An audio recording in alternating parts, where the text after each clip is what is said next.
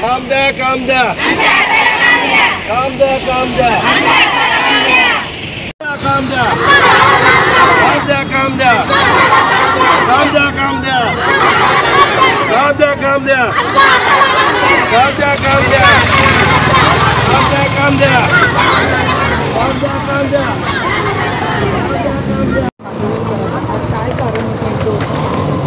कारण असं आहे की ह्या ज्या आमच्या माता भगिनी आहेत ह्या कचरा वेचक आहेत आणि ह्या सदरच्या महिला ज्या आहेत गेल्या 30 वर्षापासून ह्या डम्पिंगला काम करत आहेत। यांचं मूळ काम असं आहे की विघटन करा, म्हणजे ओला कचरा सुका कचरा ते सुका कचरा हे लोक साईडला करून यांचं उपजीविका करत आहे आणि गेले 30 वर्षापासून ह्या 300-400 महिला ह्या डम्पिंगमध्ये काम करत आहे। पण डम्पिंगमध्ये एक घटना घडली, त्याच्यामुळे माननीय आयुक्त साहेबांनी सदर या महिलांना काम थांबवलं आहे। पण आम्हाला असं कळालं आहे की सदर जे काम जे आहे ह्या महिलांना थांबवलं नाही, कॉन्ट्रॅक्टरच्या हितासाठीच यांना थांबवलं असा आमचा ठाम आरोप आहे। कारण की आता काय झालं, ह्या महिला ज्या ह्या काम वेचक ज्या आहेत आणि ह्या ज्या कचरा विचून साधारण एक 100-1000 टन असेल तर साधारण 200-250 टन हे लोक वेगळा कचरा वेगळा काढतात। मग ह्या वेगळा कचरा पण प्लास्टिक वगैरे असेल, इतर अनेक वस्तू असतील तर त्यांच्यावर यांचं उपजीविका चालू आहे आणि उपजीविका चालून यांचा आज कुटुंब याच्यावर चालत आहे।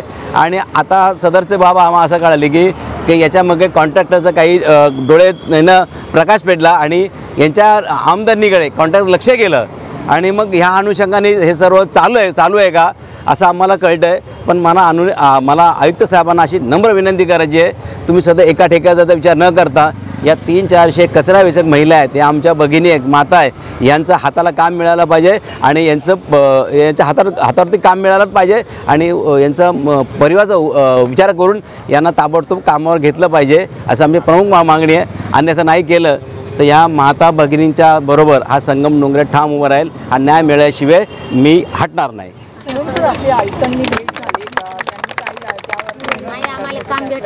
आता जस्ट आमचे मित्र जे आहेत, आता म्हणजे मी नव्हतो त्या बैठकीला पण हे जाऊन आले तर ते म्हणाले की आमची सकारात्मक भेट झालेली आहे आणि या अनुषंगाने आम्ही काहीतरी विचार करू आणि पुढची दिशा ठेवू। पण मला असं म्हणायचं आहे की मनीष जोशी साहेब घनकचऱ्याचे व्यवस्थापक आहेत, ते योग्य निर्णय घेतील माझा तर विश्वास आहे। समजा या माता भगिनींना हाताला काम मिळालं नाही तर संगम डोंगरे मात्र यांच्या बरोबर खांद्याला खांदा लावून लढल्याशिवाय राहणार नाही। आपण आज या महिलांबरोबर आहात, आपण काय म्हणणार याचं आयुक्तांनी काय यांच्यासाठी? गेल्या अनेक वर्षापासून या बायकांना काही न विचार करता कचऱ्यामध्ये जाऊन काम करतात। आता कचऱ्यामध्ये जाऊन काम करायला तर कोणाला आवडणार नाही, तसं काम ह्या बायका करतात। दिवसाला 1000 टन कचरा त्या डम्पिंगमध्ये पडतो तर 100 टन कचरा या बायकाच वेगळा करतात। तर एका पद्धतीने आम्ही महापालिकेची मदतच करतोय ना, तर त्यासाठी आम्हाला महापालिका अजिबात सपोर्ट करत नाही, काही करत नाही। आम्हाला त्यांच्याकडे एवढीच मागणी आहे की बाबा आम्हाला रोजगार चालू करा, काहीतरी द्या, कारण आमचं हातावरचं पोट आहे। आम्ही आज काम करू तेव्हा आमच्या घरी संध्याकाळी गेल्यानंतर फॅमिली खाईल, तर आमचं ते रोजगार चालू करावं एवढी आमची विनंती आहे। आणि त्यासाठी आम्ही आता महापालिकेमध्ये बैठकसुद्धा घेतली, ते बोलले की आम्ही पॉझिटिव्हली रिस्पॉन्स करू। आज संध्याकाळी त्यांच्यासाठी मीटिंग पण ठेवलेली आहे, तर तसं समजेल पुढे जर त्यांनी पॉझिटिव्ह रिस्पॉन्स दिला तर चांगलंच आहे, नाहीतर आम्ही येणाऱ्या 4 दिवसांमध्ये महामोर्चाची पण तयारी केलेली आहे। घर म्हणजे कसं चालतो यामध्ये आपण किती वर्षापासून काम करतो? मॅडम 20 वर्षापासून आम्ही इथं काम करतो आणि एकच माझ्या घरात तर कोणी कमवणार नाही, मी एकटीच कमवणार आहे। आणि अनेक महिला आता म्हातारे कोतारे आहेत, कोणी त्यांच्या पण घरात कोणी करणार नाही, कोणाचा लेक वारलेला आहे, कोणाच्या घरात कोणी बेवडे खावडे आहेत, हप्ते काढलेले त्याच्यावरच आमचं घर चालतंय। महिना 20 दिवस झाले आमचं काम बंद केलं, उपास मरण्याचा टाईम आला आमचा। आणि साहेबाला आम्ही विनंती करतो की आम्हाला काम चालू करा, जिथपर्यंत डम्पिंग आहे तिथपर्यंत आम्हाला राहू द्या, काम आमचं चालू करा, पुढचं जेव्हा बंद होईल तेव्हा बघू। पण आता साहेब आम्हाला अजिबात ऐकून घेतलं नाही, थांबा बोले। आता 1 महिना होत आला मॅडम, आम्ही किती दिवस थांबणार? आणि सगळ्याचे उपास मरण्याचा टाईम आलाय, कुठेही काही अपघात झाला मॅडम तर काम काही बंद होत नाही। पण यांनी डम्पिंग ग्राउंडलाच रोड बिल्डिंगला काय झालं, रोडला काय झालं मॅडम तर कुठलं काम बंद केलं जात नाही आणि आमचं त्यांनी काम थांबलंय। आता चुकून अपघात झाला, इतक्या 20 वर्षापासून मॅडम आम्ही सांभाळून काम केलंय आणि ती महिला पण नवीन होती, तिला पण एवढी जाणकारी नव्हती आणि चुकी यांचीच आहे मॅडम। यांनी जर कचरा जमा केला नसता, इतका कचरा जमा झाला नसता तर एखादी महिला गेली अपघात झाला, तिचा पण चुकून झाला।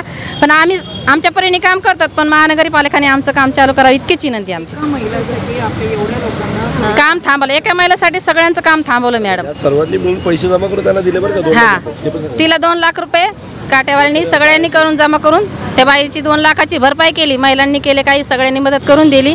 महानगरपालिकाने 2 लाख रुपये आम्ही सगळ्यांनी काढून दिले आणि साहेब लोकांनी पण 5 लाख दिले, तिची पण भरपाई केली. कामाला पण घेतलंय पोराला, त्यांचं पण बरोबर आहे, पण आमच्या हाताला काम देणं त्यांची गरज आहे आणि आमची पण लय गरज आहे मॅडम. ते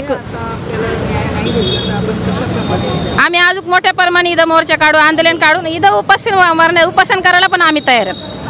सीपी तलावामध्ये जे घटना घडणारी नव्हती ते होऊन गेली, त्याच्यासाठी आम्ही जबाबदार नाही आहे. पण आता आमच्या बायकांना बंद करत आला, आम्हाला बंद करत आला. आम्ही 20 वर्षापासून तिथं कामं करतो आणि 20 वर्ष झाले आम्हाला कामं करायला. आता आम्हाला बंद केलं आहे. आता कमीत कमी 15 ते 20 दिवस झाले आमच्या सर्व बायका घरी बसलेल्या, आम्हाला कामावर घेत नाही. महापालिका आम्हाला नाही बोलायला लागली. आता आम्ही बेरोजगार झालेला आहे. तर माझी हेच विनंती आहे की महापालिकेने आम्हाला कामे द्यावे, बस हेच माझी विनंती आहे. मॅडम, माझे 2 मुलं वारेला आहे, माझ्या मागे कोणी नाही आहे, माझं घर पण गहाण पडलं. आता या कामाशिवाय मला काही पर्याय नाही आहे. आता मला तर दुसरं काम लागणार पण नाही. कचरा असते, कचराच असते, ते कचरा यातूनच माझं पोट भरते. झाली मी तटीसा खाडीमध्ये काम करून राहिली, पण मी यानंच करतो. पण आता माय लेक एकोणता एक आहे, पण बेवडा आहे, त्याची बायकोही खंतड आहे. आम्हाला काही कोणी पाहू शकत नाही. मग आम्ही ना पोट भरा कसं खावा, काय तुम्हीच सांगा बरं बाई. आम्ही जातो, मग आम्ही जावा कुठे, आम्हाला त्याच्याशिवाय गत्याच नाही. आता आम्हाला हारला आमचा हात, आम्ही ना पोट आता आम्ही भरा कसं. आज महिना झाले आम्ही पोटाला काय जाऊन राहिलो, काय खाऊन राहिलो नाही. तर आता आमचं अडचण आमची आम्हालाच माहीत आहे. आमचं काहीच नाही. आम्हाला एक हात आमचा उजवा चालू करा साहेबांना.